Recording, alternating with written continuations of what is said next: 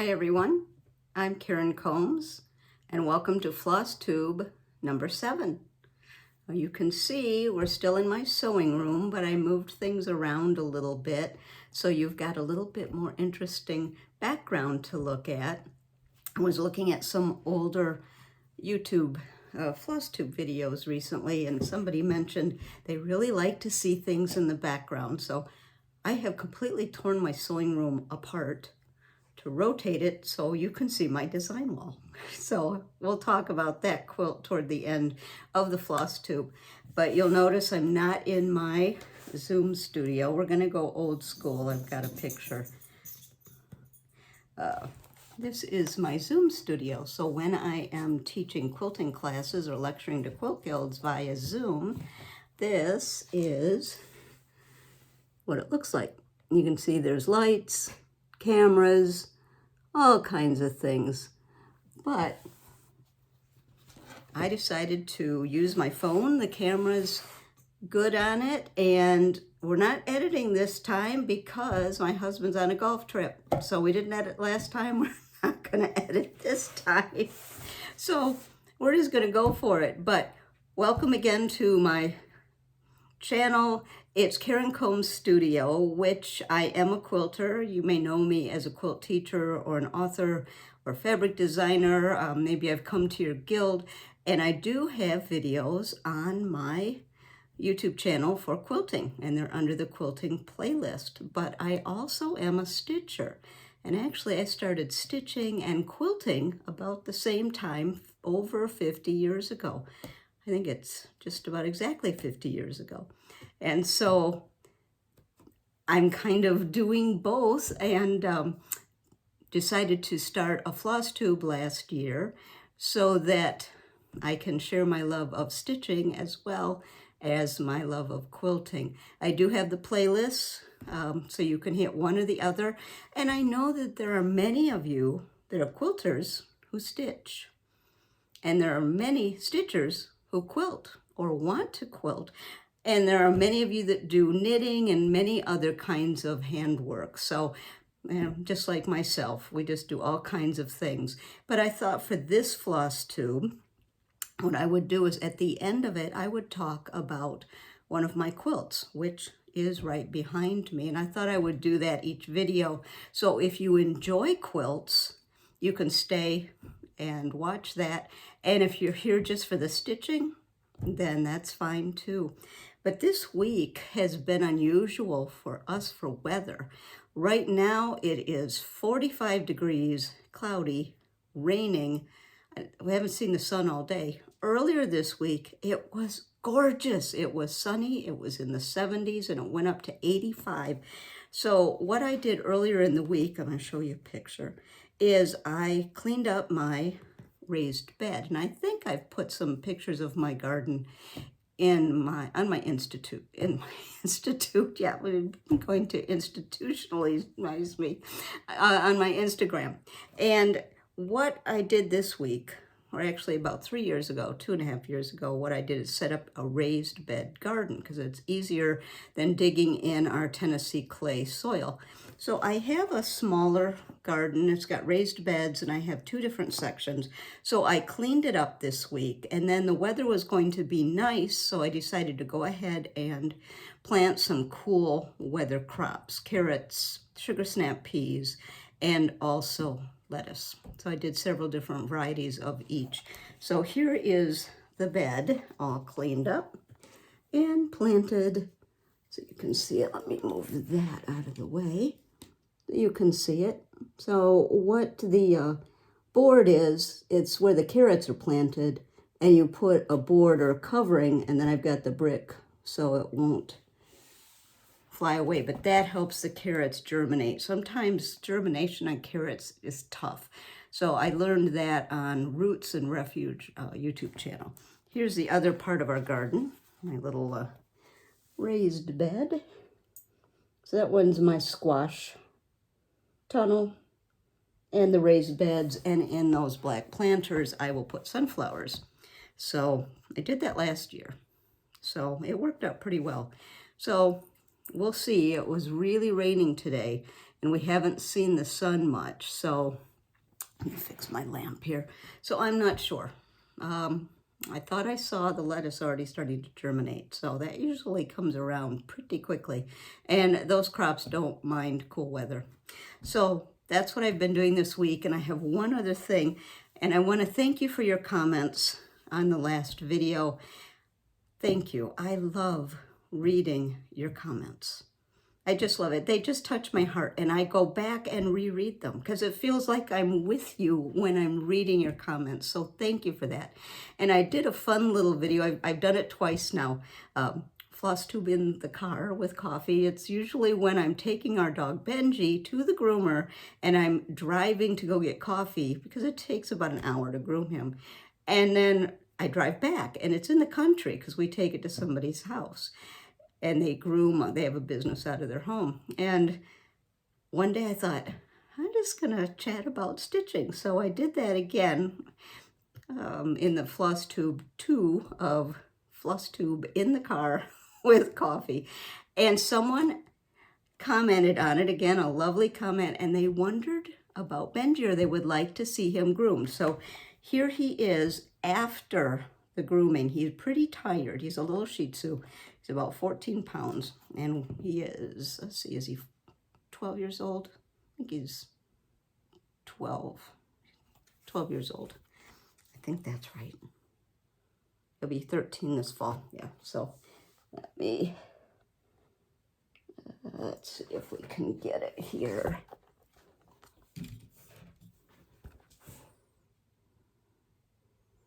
This is not showing up.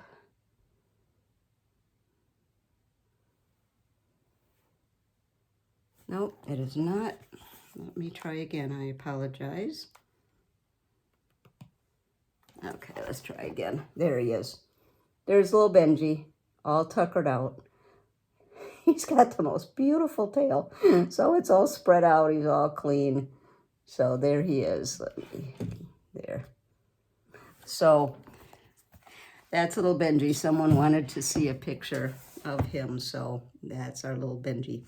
So what we're going to do today is I was going to show you what I've been working on, show you some haul, show you some changes I've made to something I started after seeing Instagram today. I just made that decision and went and ordered some linen because after looking through all of my linen, I didn't have it. Something I wanted to use. So I'll show you that. And also, I'm going to do a little tutorial on some things I found helpful stitching on linen. And I know I saw that particular question on one of the Facebook groups. Someone stitched on Ada. They wanted to stitch on linen. They didn't know how to make that transition. So I thought, well, let me just give a little tutorial on that. So I'll do that after I show, well, I have a whole pile here, show you that. And then at the end, we'll talk about the quilt here. So what I've been working on, and it's going to be real boring. And where is my calendar? 1 minute. I had everything laid out except this. So book of days, calendar, and I mentioned that I'm not a big journal person. Both my kids do that, or they did when they lived at home, and I just never have. So this is kind of fun to do it because I kind of write down what's happening each day and then I work what I'm working on. So here is my February, you can see. And ever since, here's January, ever since the 26th of January, I have been working on the same project. So all of these dates are all the same project. So I just can't seem to stop, and which is fine. I am loving it. So what I've been working on, I have it right here. I've been working on Blackbird Designs, Humming of the Bees. And I love it. I started working on it, and my intention was to work on it for a little while and then switch to something else. and I have just been enjoying doing it. Now I'm using 40 count parchment, and as I mentioned in the last video, I had to make some changes to the threads because they did not show up. So I made 3 changes, but I'm getting close to being done. But here's the colors that I'm using and the changes. Let me see if I have my notes here. I made 3 changes. Here they are. Harvest basket was I'll show you the linen, then I'll show you so harvest basket was too close on this linen. So I changed it to old oak basket. Very similar in color, just a little darker. And putty blended right in. You couldn't see it at all. So I changed that to green tea. And in the other change I made, sage, again, blended right in. I started using it, couldn't even see it. So I changed that to oilcloth. So they are in there. But those are the colors. And here is, well, I've got my hoop on it. Let me take that off.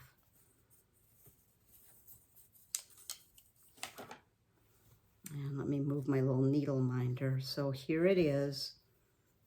And it's getting close. I won't say it's done, but it's getting close to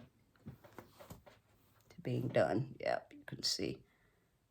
The colors, that's pretty good. Let me get a little closer. That's kind of washing out, but because it's really kind of a golden color. Just kind of slowly pan. So that is, oh, I just love it. You can see what I've got left to do. I've got some of the border here to finish on the side and some on the bottom and a little bit over here, and that's it. So I will continue. I'm trying to peek around it. I'll go up here and see. So the color, that's pretty close to the color. That's more of the color. So it's just kind of this beautiful golden color. So I've been stitching on that pretty much the whole time. I'll just hold this up so you can see it. So I've been working on that, and in my FlossTube in the car video, I was talking about taking my Kohana little carrier around, and I asked about what stitchy spot do you have? Well, here it is. And I just have one of the little bags that goes inside, but I can put everything in this and just carry it to wherever I'm going. So I've got the threads, needle, scissors. I can put the chart, everything right in there and carry it. And this is the hoop. I have, and I'll show you that in haul, I have purchased a few vintage hoops, and this is one that I purchased. This is a Duchess hoop. And I have just really been enjoying using this. The patina is beautiful on it. It holds well. So when I talk about the stitching, you can see it in practice, but that's the hoop I'm using. So that's all I've been working on. So today is February 25th. So tomorrow will be exactly a month, and here it is. So it's just one of those stitches that I think I just want to keep working on it. So I'm going to, and I probably will just finish it before I start something else, because I don't think I have, well, sometimes those borders really, you think, oh yeah, I knocked this out in no time, but the borders sometimes, they take a while. So I'm not going to say how long I think it will be, but I am working on that. So let me look at my notes. So what I have purchased since our last get together is a couple of the things are over here. Let me just grab them. So this I bought last year. This is the Leatherology Medium size. It's actually a jewelry box, but it is perfect for travel. So I actually took this when I went to the attic in January for Sampler Symposium.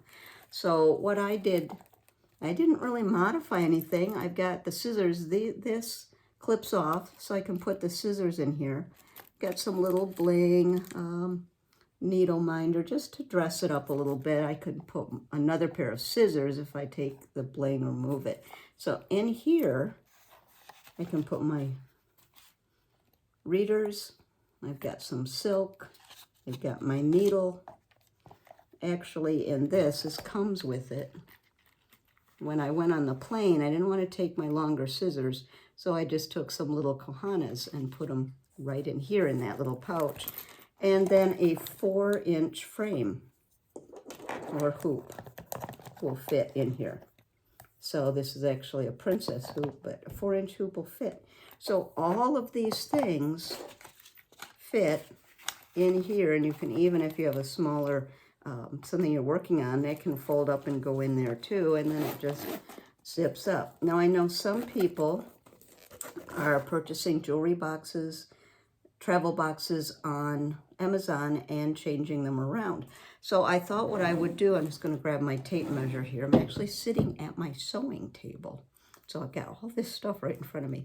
Get a measuring tape and tell you what size this is.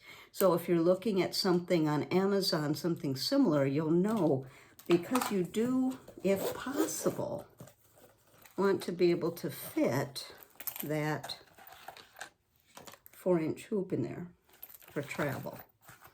And maybe that isn't important, but if it is, let me measure it. So this particular one is, it is just over 5 inches across that way. And same thing, 5 inches across and down. And as far as the depth of it, it is about 2.5 inches. So 5 by 5 by 2.5. So if you're looking for something comparable, that's the size. So like I said, that 4-inch hoop fits in there very well.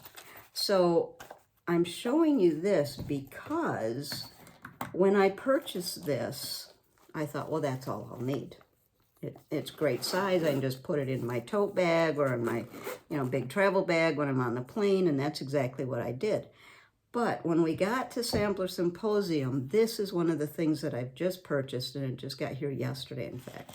I saw several people with the smaller, this is the medium, they had the smaller Leatherology bag or box, jewelry box. So I ordered it, and actually I just put my tape measure in here. I was going to measure the small one for you.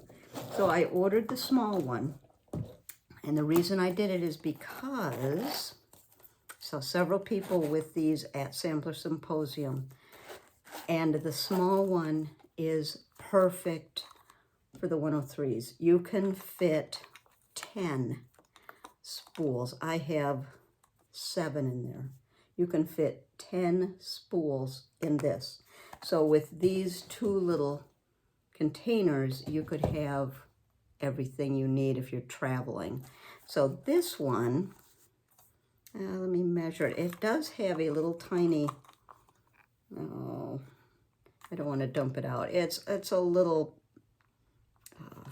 pocket in there, but I might put scissors or something in there. But let me measure it so you can see. It is 4 inches across, 3 inches down, not quite 2 inches deep. So what did I say? 4 by 3 by 2. All right, yeah. So 4 inches, 3 inches, 2 inches. So just wanted to share that with you because when I purchased this, and I don't know if there was a savings if you purchased them together, but you could purchase the set, and they come in different colors. And this is leather. You can get it embossed if you'd like.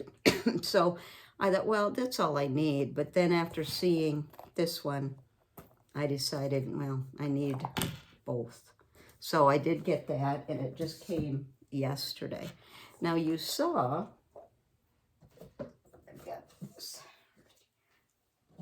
I showed this last time. I went to our local antique mall, purchased one of these wood spools, and I was going to use it just for decoration or a little vignette, and then I realized it's perfect for my scissors. So the more I looked at this, and I have it set just as a little vignette here in my sewing room, the more I looked at that, I thought, they had some more at the antique mall. So I went back this week. Let me show you what I got. Oh, it's all crammed in here. Hold on. I have a basket with all the stuff I want to show you. So I did purchase 2 more. They had 4 when I was there before, and I bought 1. And all they had were 2 more. So I bought those, and they have interesting metal tops. But again, they are perfect for scissors, whether I just want to set them out, use it as a vignette, use it when I'm stitching. So I did get those 2 at the antique mall, and I think they were either $6 or $8 a piece, and I have no idea if that's a good price or a bad price, but these were in good shape. They had some really interesting metal, nice patina.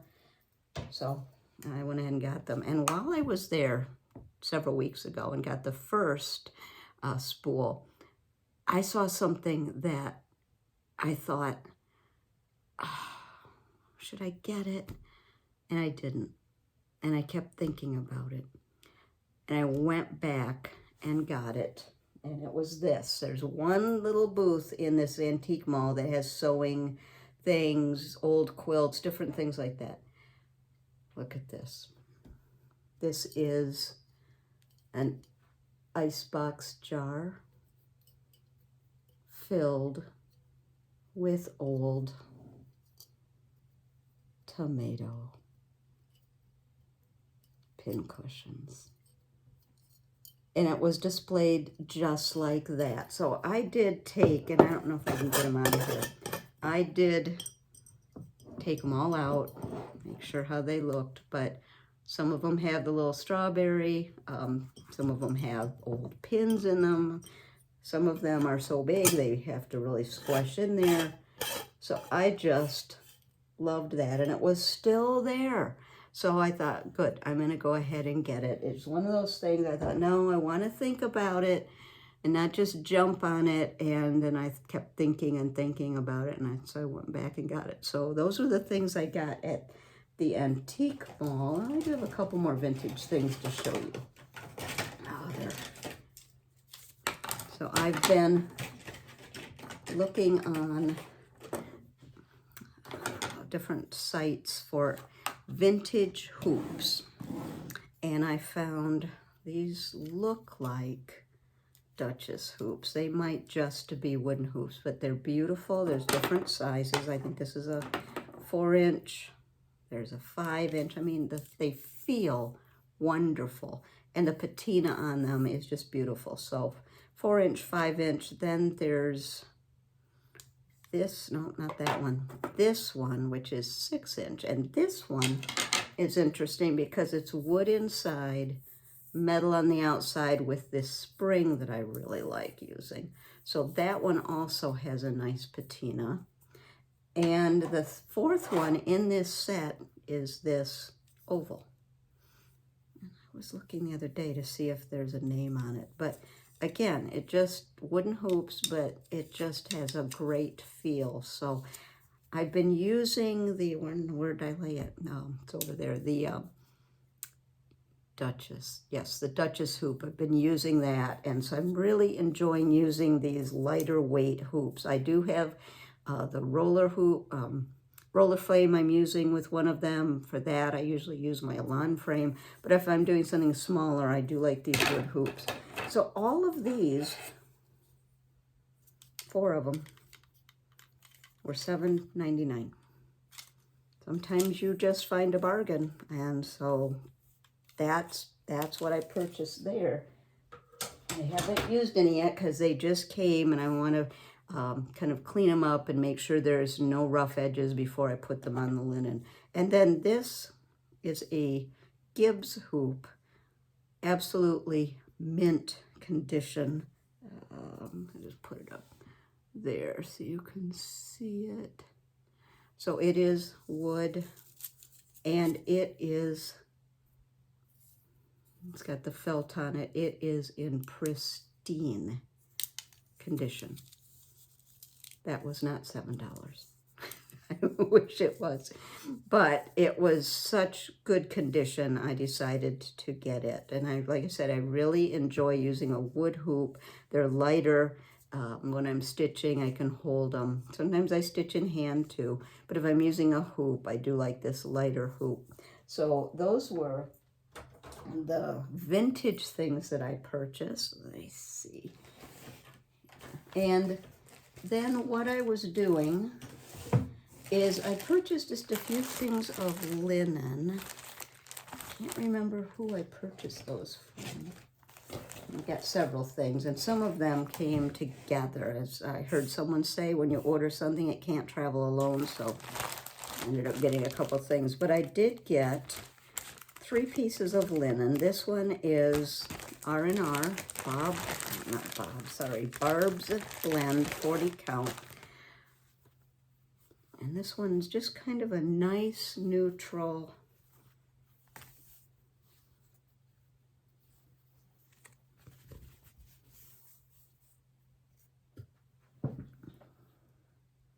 So I purchased that one, and I think it's a fat quarter, and I did something really stupid. So I'm not going to say who I bought it from because it's not their fault. But it was packaged with some other things in a small package, and in my excitement to open, it wasn't in a box, it was in a bag. In my excitement to open it, I did not realize that the linen was all the way against the envelope. So, and I just am sick over it, but this is a big enough piece. I can hopefully use half and half. I put a hole in it when I open the package, and it's not quite in the middle. Here's the middle. It's just over from the middle. It's a big enough piece that hopefully I can do 2 smaller pieces on it, but it was just a dumb thing to do. I should have taken my time when I opened it. I wished when it was packaged, it wasn't packaged so tight. And like I said, I'm not going to say who I purchased it from because it's not their fault. I should have been more careful. But I'm just warning you, when you open up packages, just check, because you don't want to cut the linen when you're opening it. So I did purchase that, and I think I can work around it. I know I did see a tutorial that Nicola Parkman did, Hands Across the Sea, where she talked about how to fix a hole. And I might try that, because I'm probably going to have to cut it there in half. Anyway, so if I don't fix it successfully, I can just cut it. I don't know. Right now, I'm just like really sick that I did that. It was just dumb. But then I also purchased, and this was from another vendor, and again, I can't remember who it was from, this one. These 2 I purchased might be from Hollis Creates on Etsy, and I purchased for them many times and love their linen. This one is Old Massachusetts by the Primitive Hair, and I don't want to open it because it's packaged so nicely.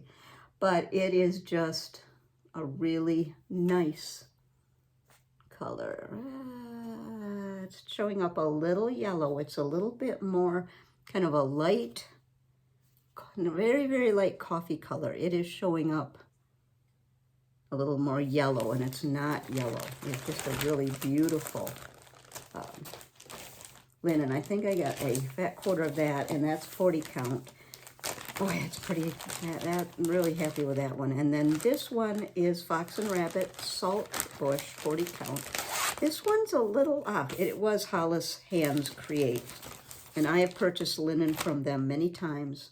Very happy with what they have for selection. They deliver quickly. So if you're looking for a good place to buy linen, that's on Etsy. And I'm hoping my camera is not showing things backwards. I'm seeing it backwards, so hopefully you're not. This is 40 count Saltbush Fox and Rabbit. It's a little darker than I thought it would be. Actually, it's showing up. Actually, that's pretty true. Pretty true to it. So it's really a beautiful piece. So that one, pull them up together so you can see the difference.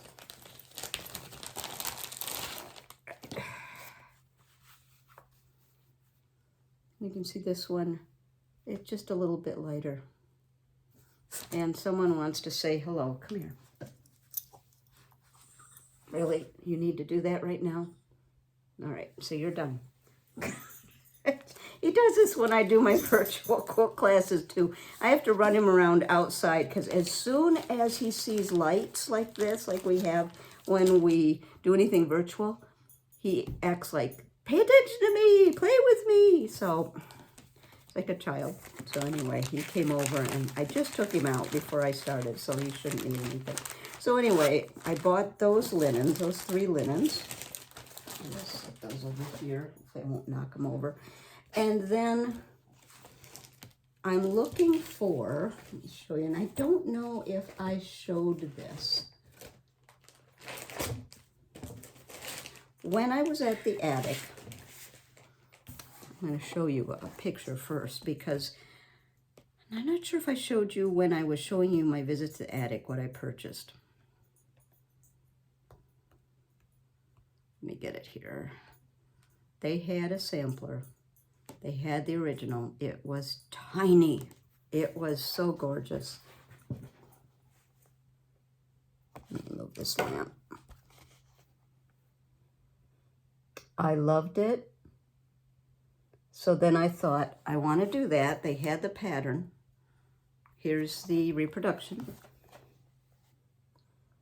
which is gorgeous. So I'll show that to you. That is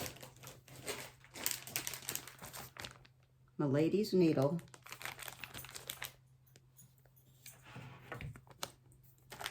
M. Woods. Let's see, M. Woods 1759.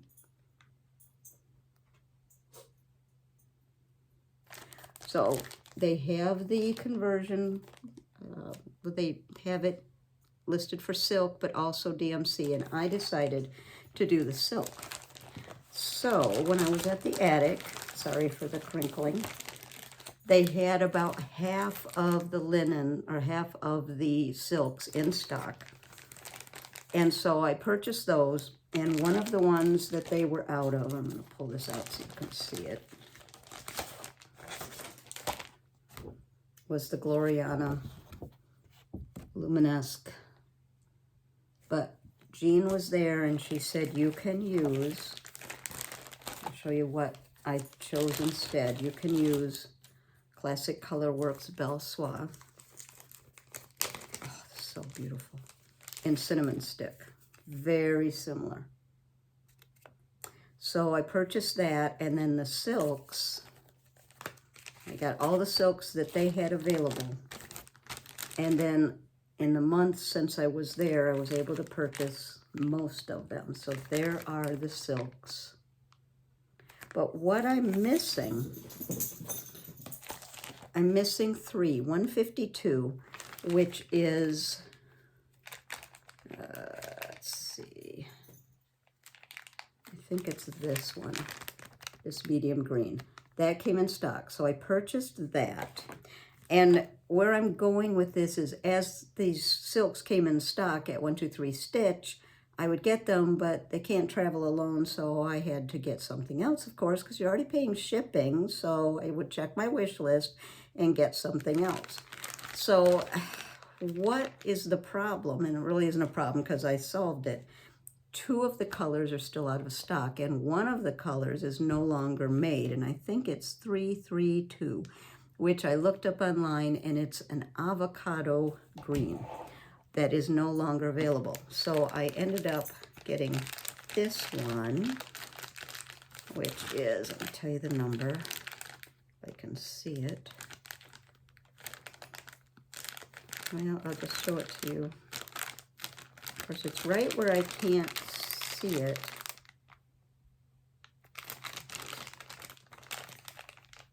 Now, I found one that is a very good avocado.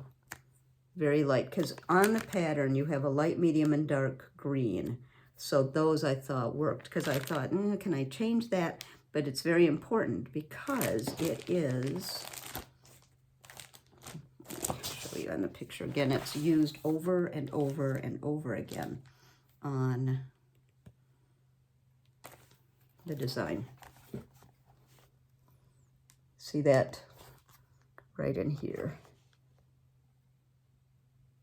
So if you're interested in what color is no longer available and what I switched, put it in the comments and I will add that in the comments. This one, I think it's 773. It's kind of a dark gray.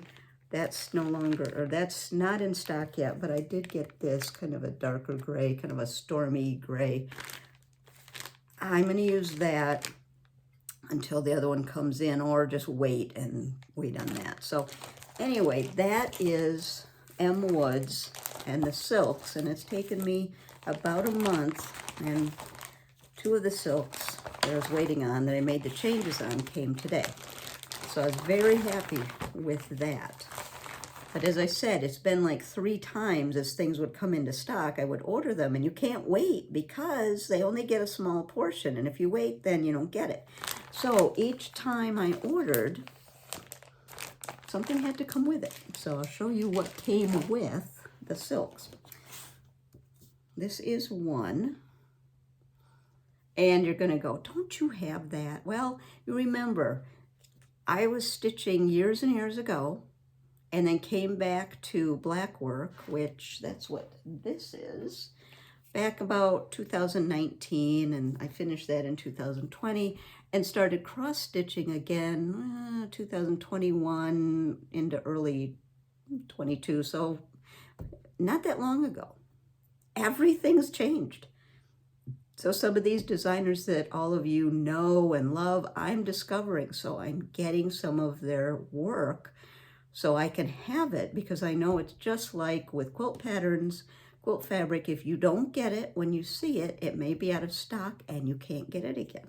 So this is one that I picked up, and I saw this and I wasn't going to get it, and then I saw someone on FlossTube or Instagram that had made it, or made one of the designs, and it was so cute. I thought, okay, I'm going to get it. So it's Keepers of the Pin by Brenda Juvet, With Thy Needle and Thread, and it's got just the pictures in here are gorgeous. And show you that without showing any of the charts. So it's got 1, 2, 3, I think there's 7 designs, but then look at the beautiful pictures. So you can just look at them too. So that's one that I purchased, and that came with the silk. Then another thing that I purchased, and I saw this at Symposium, someone in the lobby, and when I walked in with my husband, I saw all these stitchers, and I went, oh, I'm in heaven. He's gonna go play golf. I can hang out with the stitchers. And someone was working on this, and I saw it from across the room and made a beeline for it. They were working on Baby It's Cold Outside. Let me see if I can show this without much glare. And that is by Heartstring Samplery. And she was working on these little houses, and it was gorgeous. I mean, just drew me in. She had it on a scroll frame, and it just zoomed right in. So I ordered that, and they actually had, and it calls for, picture this plus 36 count ale, which they had. So I went ahead and got it. So And it seems like this is darker, but I guess it looks pretty close. And then they had the called for, which is interesting because that house is made with this. And it must be probably what it is alternating. You can see how dark part of it is, so that will be the whole thing, and then part of it must be alternating light and dark. You can see. So it doesn't call for that many. Let's see. All from Gentle Arts and 1 from Weeks. Let's see, 1, 2, 3, 4, 5. 5 from Gentle Arts, 1 from Weeks, and that's it. So I went ahead and got those because they had, I wasn't sure if I had them, and I just went ahead and got them. So that was one thing that came in one of the packages with the silks, or silk. It was probably, of the 7 skeins I needed, it was probably 1 or 2 at a time they'd get in stock. So that is one, and here's another one. And this one I will take out of the plastic. I keep a wish list at 1, 2, 3 Stitch just for this reason, so that if I want to add something to an order, I've already put those things in there. And I try to keep it current, taking things out that, oh yeah, I purchased that, or oh, I'm maybe not interested in it anymore. So I try to keep it current. But this one is from 1675 and Scoot, S-C-U-T-T, Scut. It's a band sampler, and it's by the Scarlet Letter. I'm gonna get really close. I just thought that was beautiful. Oh, it just opened up. And so I purchased that. I didn't purchase anything to go with it yet. I don't think I've even looked at what it needs. I don't know. So I thought, well, that's all right, because I'm not going to start that right away, but I did want to get that chart. So I did that. And then the other one that I purchased to come with, and again, you're going to say, didn't you have that? I didn't. And this is Sewing Club by Blackbird. And it is just full of 16 projects, and it is just a beautiful, beautiful book. Any of you, let me just see if I can show this without the chart, without bending everything. I mean, just the projects are gorgeous. The setup is gorgeous. Just beautiful. So I did get that. So I've been trying to buy the Blackbird books, and I don't have that many, but I have a few now. So I've been trying to get the ones I don't have, just because I'll regret it if I don't get it. So let me check here. We've got that. I do have, yeah, let me show you. So here is my Harriet Salt that when I went to the attic, that's what I took in my little tote. I haven't worked on it other than at the attic because I've been working on Humming of the Bees, but here it is. This is on 56. And let me just check and make sure, yeah, see it. So let me go up close. And I'm doing it in 2 different reds. The darker red are our initials. So the first row has mine. Third row has my husband's. So as I mentioned before, I thought about doing every row, and then I forgot on the second row. So I thought, oh, okay, every other row. That works. You know, you just adjust. So that's Harriet Salt. I laid that out because when I show how to stitch on linen in a few minutes, I am going to show the 56 count. But here's the thing. Let me check my notes. Here's the change that I need to make. And I know you saw this. And the silks for this. And you know what? I'm going to grab my... Remember this little stand that we talked about last time. It's perfect when I'm working here at my table. I can put the silks in. So the little travel out Leatherology are perfect for when I travel, but when I'm home, I just have them here. So these are the silks in the border. These are the other silks. And I started it on the linen that was in the kit. Let me show you this was one of the kits that we got at Sampler Symposium. Let me show it without any glare. It is Sarah Milthrop, 1834. It is stunning, absolutely stunning. So I did start it, and that was one of the starts I did around my birthday.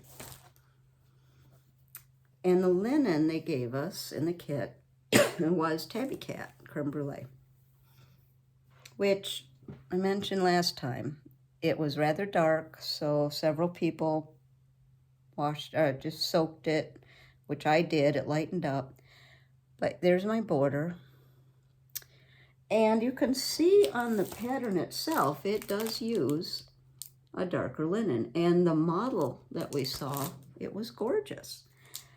But then today, a few hours ago, which then sent me going through all of my stuff, and then I didn't have what I needed. Let me show you. I got a picture here. This is on Instagram, and Karen Lynch, Karen_A_Lynch, gorgeous Instagram page. She was at Sampler Symposium. She posted this, and it's on, I think it's 46 count needle and flax Thornfield, which you can't get because I spent an hour looking. But look at this. It's gorgeous. The colors are shimmering on this fabric. Absolutely shimmering. And when I saw that, I thought, okay, even though I spent part of a day, might have been an afternoon, doing that, when I saw hers, I thought, guess I'm gonna have to just take that out or use the rest of it for something else because I'm gonna change my linen. And I couldn't get Thornfield. So these are the linens that I had that I thought I would try, but then I ended up ordering some, which I'll show you next time. But at first I thought, well, I do have this wonderful big piece of 45 count Legacy Jersey cream. And when I ordered the silks and the linen for Harriet Salt from the attic, I had them send me 56 count and 46 because I had never stitched on 56, and I thought, oh, can I do it? So I thought, let me get both because I'll use the linen if I don't use it for Harriet Salt. So I have this beautiful piece. And so I laid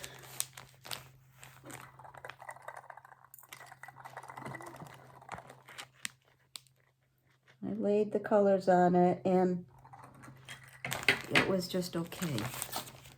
I mean, this is gorgeous, and I want it to be right.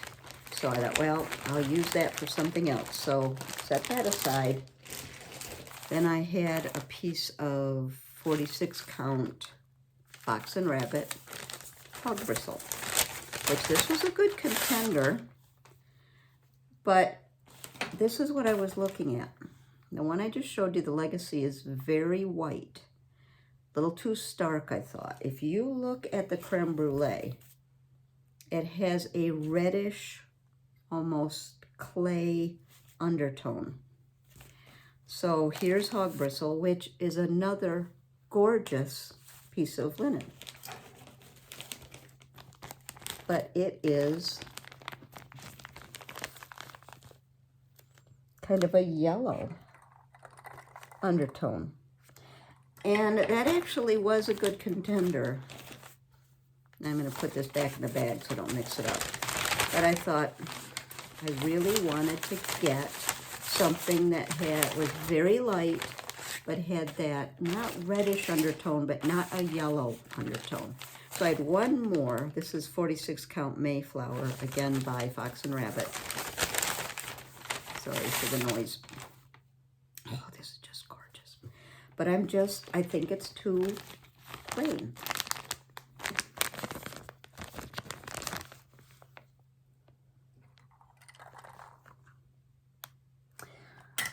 So I ordered, and I can't remember now, from Kit and Stitcher, I ordered several pieces of linen. I ordered a couple of pieces of 46, and I might have ordered one of 40, because I want to do this on 46. Now, we had the option when we ordered our kits to order it with 46 or 40. And I thought I had ordered 46, but I ordered 40. So now that I'm reordering, I'm going to go ahead and get the 46. So I did want to show you that because, you know, I thought this was going to work, because it certainly works on the model. I mean, that is stunning. But I think this is just too dark. And I guess that's personal choice. And what convinced me, I'm going to show you the picture again. If you go to Instagram and just look at Karen _A Lynch. Oh, the colors are just gorgeous. And look at that. They just shimmer. And Thornfield, I have not seen it in person, but just looking at it online, it has a little bit of that, not pink, but just that kind of undertone blush, maybe. I did wonder about Ballet Slippers by Fox and Rabbit. I don't know if I ordered that. I didn't want it that pink, though, and what I saw online looked kind of pink. I don't know. I ordered 3 things that one of them I think will work. And actually, of the 2 I showed you, Hog Bristle, or is that Mayflower? Those may work too, but I want to have a choice because I really want these gorgeous, gorgeous, gorgeous silks to sing in that design. So that's the change I'm going to make. So what I'm going to do right now is I'm going to change gears and talk about stitching on linen, and then we'll talk about quilts. So I'm actually going to split it up into 3 videos, but in the editing, we'll put it all together. And I said there wasn't editing. There really isn't much, but just put those together. But before I go into stitching on linen, and I'm also going to give you a couple of hints. So if you're thinking, yeah, I know how to stitch on linen, I'm not going to watch anymore. Watch for at least the first little bit, because I do have some hints I want to show you that I'm taking from the quilting world when I'm threading a needle that I found very helpful in the stitching world. So if you're going to sign off now, I want to thank you. I'm planning on doing these every 2 weeks, just so I'm on a schedule. Otherwise, it's like, it's been 3 or 4 weeks, I haven't done a video. So I'm going to do it every couple of weeks. So look for another video in 2 weeks. And what will we talk about? I don't know, because some of this I hadn't planned on talking about at all, because I just saw that picture on Instagram and that changed what I was doing today. So, you know, I'll show what I'm working on, but you just never know what's going to come up. So stay tuned. We're going to talk about stitching on linen. And before I switch the videos, because I'm going to change to a different camera angle, one of the things, well, there's a couple of things. If you are stitching on Aida, switching to linen, when I go to the close-up camera, I'll show you that. But the things that you need when you are stitching on linen, I'm just going to pull up a picture here. 2 things, beside just the needle and the thread and all of that, 2 things that are extremely important. And where are they? You need some kind of magnification. Now, there is, and I'm going to bring this lamp over, because this actually is magnification and light. And let me see if I can do it without knocking everything over, including my coffee cup. All right, I'm just going to take this off. This is my halo light. There we go. And actually, I just unplugged it. It can go all the way flat. It has a top you can lift off, so you can look through it. It has, actually, I'm going to turn this off. See that? Oh, I don't want to magnify my face. Oh, that was scary. It's got that little circle. Man, I don't want to do that ever again. There's a little circle. So it's even higher magnification. Then you've got the regular magnification. So some people will actually put this so that they can shine the light and look through this. I found I didn't care for that because then I had to stay in one position. And so I like to kind of move around. So I don't necessarily use the magnification. Sometimes I will, especially if I want to see really close up, I'll use that little circle, which I'm not showing you again because it showed my wrinkles really magnified. That little circle, let's say I want to check to see if something, you know, did I really cross that X if it's a light fabric or light thread. So what I do use is the light. And as you can see, this is cordless, so it'll charge up. It'll go for a couple of hours on the high setting. And I will usually put it pretty close to my work, which I'll show you a picture of. So let me just set that. And then you can charge it back up again. So some kind of magnification, you can use that. You'll see in one of my earlier videos, I talked about the mag eyes, which I use those too. Or you can use higher power readers. And we talked about that in our earlier video. But these are my ones that I use, and I keep the number on them so that I can see, because I have some higher ones. Now, if I'm just using regular reading glasses, I will use about a 1.5.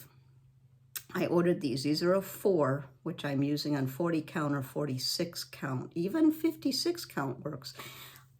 If you want to start that high, you can. I talked to some of the people at Sampler Symposium, and a lot of them were using that. Some of them weren't. They were using lower, some were using 3. I think it depends on your eyesight to start with, but if you aren't, like, I don't need glasses except when I read or do things close up, so I just use the readers. If you already wear glasses, the mag eyes or the magnifier on the lamp may be what you need. Just depends. Try and see. I've done both, and I've come to what I like now, which is the light with the higher readers. And I got these at Amazon. I think I got 5 pair or 4 pair for 15 bucks. So I think it's the last video. If you check that out, and in the description, I put links to it. Try some of the other strengths, maybe start lower at first. So let me show you, because this is the setup that I have. And I talked about in my last cross stitch in the car, or floss tube in the car, I talked about my stitchy spot. Well, in the summer, I tend to sit in the living room because we keep the shades drawn because it's so hot and the sun is so intense here in Tennessee. So here's my living room right now, which I'm not stitching in. I'm down in my sewing room right now because I have big windows down here. It's winter. It's dark outside. You know, even though it's cloudy and gets dark earlier. So I'm sitting by the big windows now. But in the summer, this is just our ancient leather furniture. But see the lamp? This is what I have. Oh, I didn't want to do that. There we go. I just use that lamp. It's a Stella lighting lamp. It goes up and down. It has a remote control. This one has about 5 different settings on it. Maybe it's 2 or 3 kinds of light, and then 2 or 3 high and low. So you've got quite a few options. So I just sit on the couch, put my feet on the coffee table, and there is an ottoman, I don't know if it shows up, that I can drag over there. So that's what I sit at in the living room.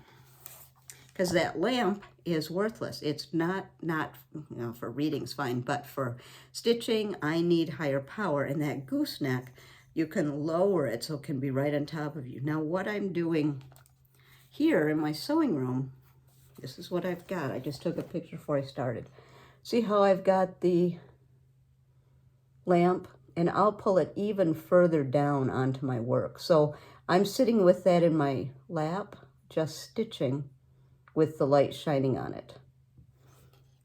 So I usually keep it plugged in, but just so I could move it around and show you. But those are the two things that I found extremely important when I started stitching on linen, is you need some kind of magnification. So it can be higher strength readers, doesn't have to be the magnifier on the lamp. It can be. That's personal choice. So some kind of magnification. And when I first heard that, I thought, oh, do I have to get a magnifier and then I have to sit in the same spot and I can't move? And for me, I use the readers or the mag eyes, because then I can move around and shift in my chair and do all of that. So some people have a setup where they're in the recliner, they're just perfect spot and they don't want to move, so they use the magnifier. So that's personal choice. So magnification and then light. So you don't have to get a $300 lamp. You can get less expensive. I think the Halo, this was $100. I'll put the link. I got it on Amazon. I'll put the link in the description. So you can see it can go all the way flat and still turn on. I just turned it off so it wouldn't be shining on us. And it folds up totally flat. So I just, see how small it is? So I just put this right in my bag. So those are the things you're going to look for when you start stitching on linen. Magnification, turn that on now. Magnification and some kind of light. And you can try different things and see what works. I ordered a few things, tried them. Some of them I kept, some of them I sent back because it didn't work for me. So try it and see. So what I'm going to do next is switch camera angles, and I'm going to show you a few hints on threading your needle and also the actual stitching. So when you're stitching, you know what to look for, because it is different from Ada. So be right back. Well, we're going to give it a go trying to stitch on linen close up. I can do it, just hoping the camera can focus on it. So first thing, we've talked about magnification and lights. The needles that you're going to use are tapestry needles. So you don't want a sharp point like you would have in an embroidery needle. You want a tapestry or ball point. And there's lots of different options. This is a 26, and on 26, you're going to be using that on 18 count Ada, 20 count Ada, 32 count linen. But when you get to about 35 count linen up to 46, you want to do the 28. And these are just some different needles that I've used. I really like the Piecemakers. I like the John James. I like the Bohin as well. They're a little thinner, so maybe when you get up to the 46, if you find these are a little thick, you might want to go to a Bohin.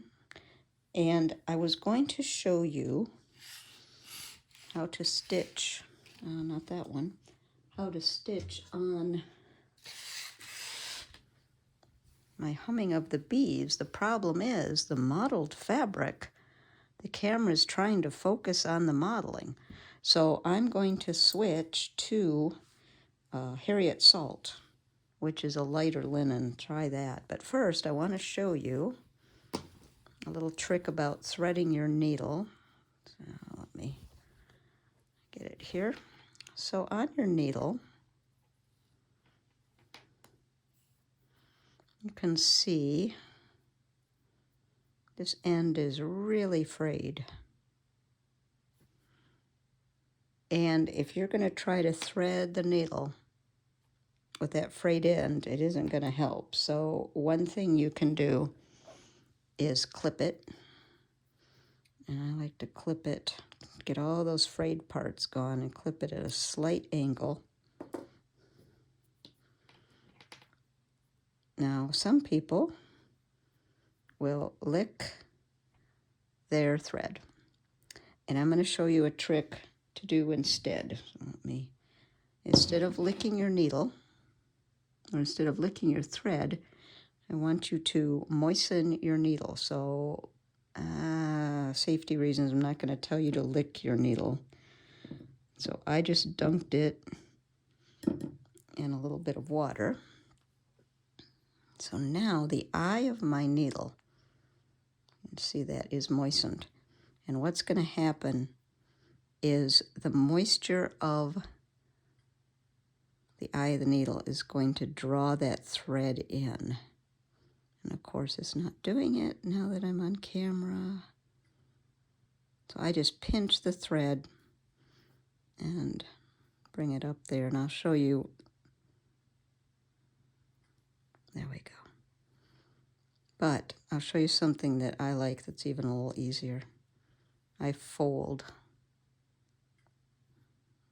the thread like that, and I'm pinching it, so I'm pulling it down this way, pinch it, and just push it onto the needle, and then pull it through. So you can still moisten the eye of the needle, but that's what I do, and then I just give it a little twist. So when I'm stitching, I'm actually holding the eye with the thread, so not up here, because the thread can pull out, but down here. So let's switch to the other linen. And when you're stitching with Aida, let me grab it here. I gotta switch glasses. I've got some Aida here. When you're stitching with Aida, what you're doing is you're going from hole to hole. This is a piece of my black work here. But you're just going from hole to hole, and it's very easy. And when you switch to linen, there aren't holes. Well, you can make this very taut. This is Kingston, 56 count. You can make it very taut, and that will help. So that's what I'm doing here. But I do want to show you, before I show you the stitching, the needles. If you're using 56 count, you can't use, well, you could try 28, these thinner ones, but what I like to use is this. The tapestry pointed, that's important, short beading needles, and it's size 10, and it's L4324. So when you're going to stitch, all right, let me switch to my glasses, and I have my needle under here. I actually stitch two-handed. I put my right hand under here, and I pull up, and then I push down, and then pull from the other end. I'm going to try to do that, but the camera isn't focusing very well. So here's the eye of my needle, and what I'm going to do is bring it out. Or actually, it's the point of the needle. I'm going to show you another trick in a minute. Pull it through. Now, I'm going to go down into, boy, this is tough trying to do this away from yourself in the camera frame. Go down in the hole that I just made. All right, so now when I come up, and I'll see if you can hear this, I'm taking the eye of the needle. I'm starting it in the hole that I just stitched right here. And listen as I drag it across.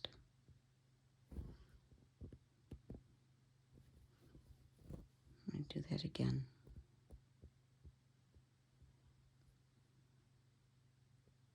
There's two. Now bring it up and put it in down here.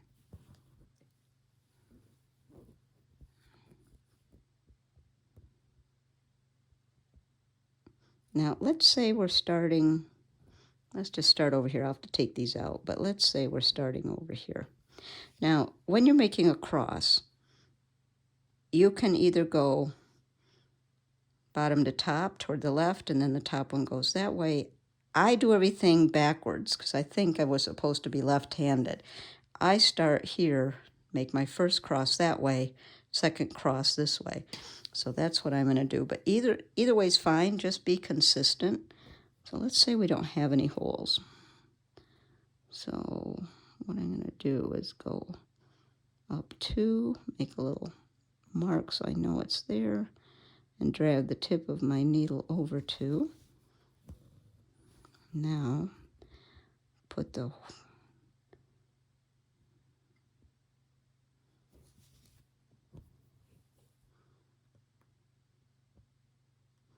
and I'm going to redo that because I think I didn't go far enough.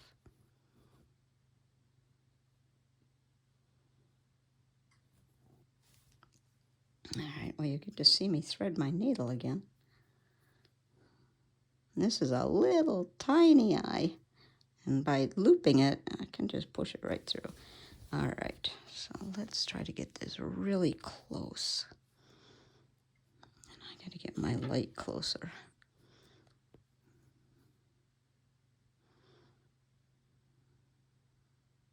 Okay, there's my up 2,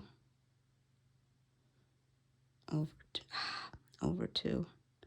Usually I have this next to me, and if you have a tighter frame, the holes will open up.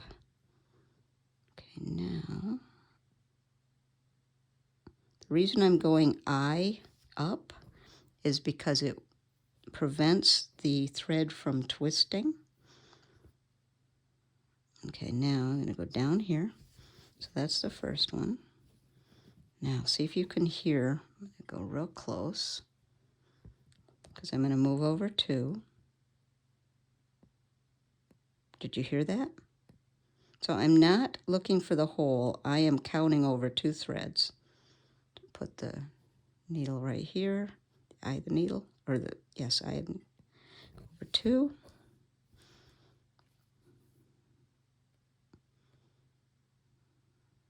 Go right down in there. I do this a lot faster when I have it next to me. And I also do it two-handed. I usually pull down here and pull up here, but that's going to move everything too much, and I'm trying to keep it very still. Now listen to when I count over 2. Do that again.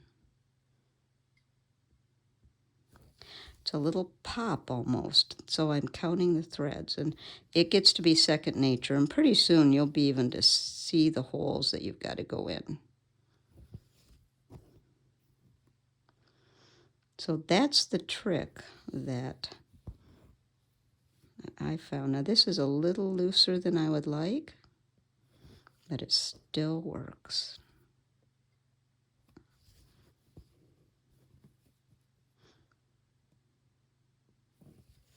So each time I'm using the eye of the needle to count over. Let me switch to that other linen just to see if you can hear the sound a little better. I don't think we can see any better. This is 40 count. The problem is the camera is focusing on the modeling of the linen rather than the holes in the linen. Let me get a little tighter. All right, where's my needle? There it is. All right, so what I do when I'm stitching with 2 hands is this hand's actually holding it underneath like that. So when I pull up, it's balancing it. Then I can grab it on the way down. We'll give it a go. We'll see how it works. All right.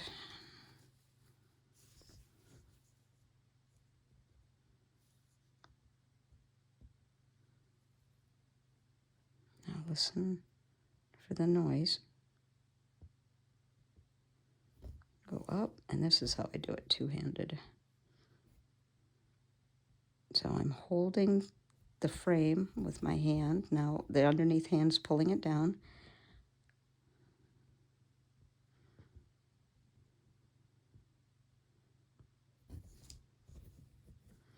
So you can get pretty fast at it.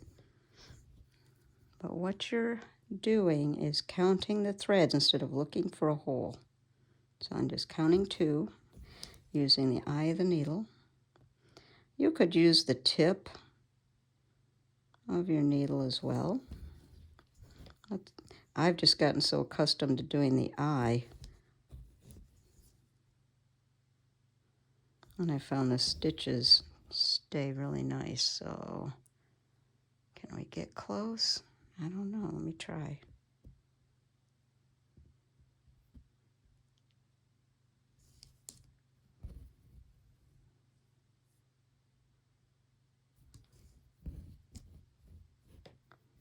Okay, so put the eye of the needle right there. Click over 2. So that way I don't have to try to figure out which one is the next linen hole. It's actually right there, but I just drag my needle. That was good. You could hear that one. So I hope that helps. Good magnification. So I have my strong readers on, and I have the light pointing right at the linen.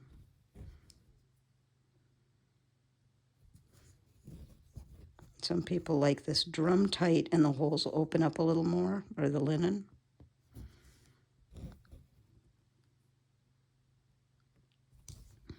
So I hope that was helpful. Let me pull that to the front again and just show you that little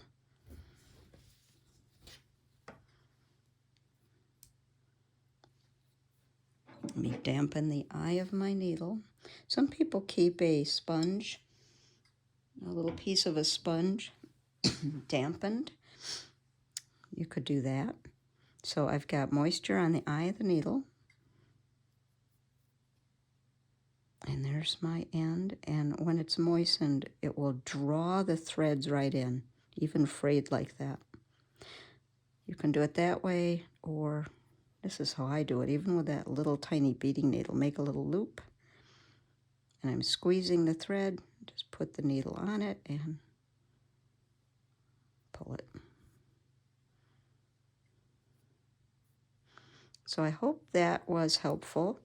Give it a try.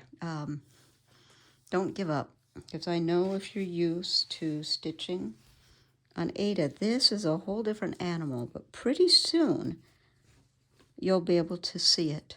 And what I found the most helpful is magnification, so either readers, using the magnifier on your light, and good light. So extra light, magnification, and that's how you do it. And then dragging your needle like I did to count over the 2 threads.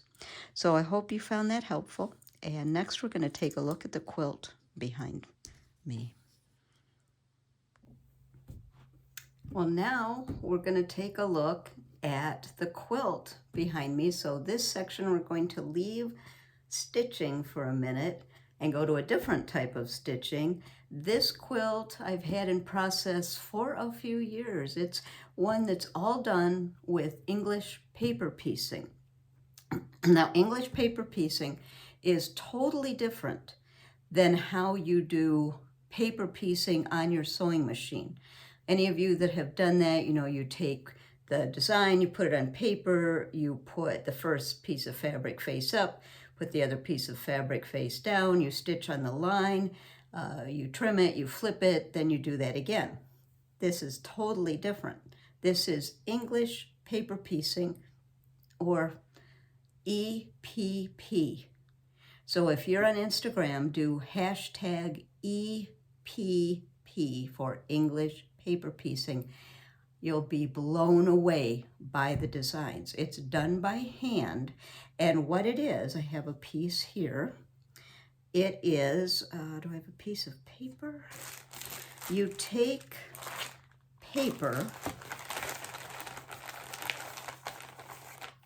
one that's not all the way glued down. You take paper and you take your pieces and you wrap it around the paper and then glue it down. So I'm in the process of doing that. So when it's all glued down, you can either baste it or glue baste it. When it's all done, there it is. And the seam allowance is on the back. And then what you do is you put the pieces together. Here I have some that I'm putting together. And to add the next piece, you take the piece, let me get the needle out of the way. So it enables you to do very complicated designs very easily.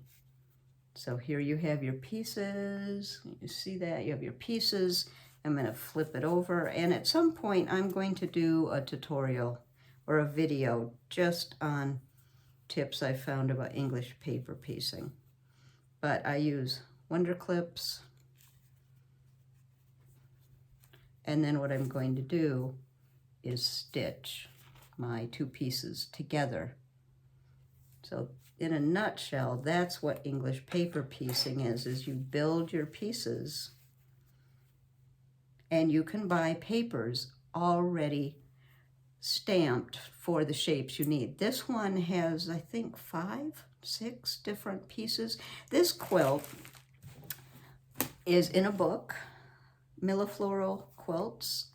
Many of you may have it. I don't know if it's still in print. It's published by Quilt Mania, and you may be able to find it.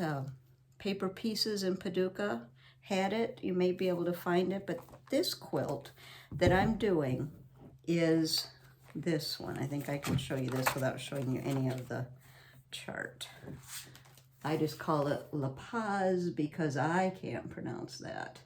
But that's the quilt. It's all these rosettes. But what I'm doing, I'm still doing the rosettes. But what I'm doing is each rosette is one of my fabric lines or a combination thereof. Some of them, this is the center of one of the rosettes I'm working on. So let me see if I can turn around and show you here. So like this one is very big. Here's that center rosette, goes all the way around. You can see how I've colored it so it looks like it's woven. Here's another rosette. Here's another one. And what they're doing is each rosette is put together. Now I'm just going to flash this real quick because this is the chart, and what I've done is written or made a note of which ones I've done. So I'll just do it real quick. So that's what I'm doing, and I've got, let's see, there's a bunch. I don't even think I'm halfway done yet. But you can see it makes an amazing design. You can do fussy cutting. That's what I did here with the dragonflies. That's what I did here. I think I did it, yes, I did it here too. Did some fussy cutting. These are some of my batiks. Did fussy cutting on this one. So I put that little flower right in the center. So each one of these I pulled from a fabric line. Some of them are my batiks, some of them are my cotton prints. So there's 1, 2, 3, 4, 5, 6, 7, 8, 9, 10. So far, I'm starting on number 11. And through Paper Pieces, you can get a pack, a starter pack, and it has all the shapes. So here's shape C, and I believe they still have them. Shape B, D, E, A. I bought some extra ones over here. So those packs have the shapes, and you can reuse the papers. So some of those I've taken the papers out of, some of the papers still have them in. But English paper piecing is a wonderful thing to take with you. Oh, and they also have the templates, which you can lay the template down on your fabric. It has the seam allowance. You can see through it. So that way it's very easy to fussy cut. So when I started this, I went ahead and got the template set as well as all of the papers, or the starter set, so I could have exactly what I needed. You will need the book because the book is in English and Dutch, maybe. I'm just going to, again, real quick, it'll show you what you need to do. And it'll show you, I don't want to show you all that. It'll show you very quickly what pieces that you put together. And that's not the only quilt in here. There are amazing quilts. There's I don't even know how many. Let's see, because I've just been working on the one. There's 1, 2, 3, 4, 7, 8, 9, 10. Looks like 20, 30 maybe. There's maybe 25. There's a lot. Look at this one. So this is a wonderful book.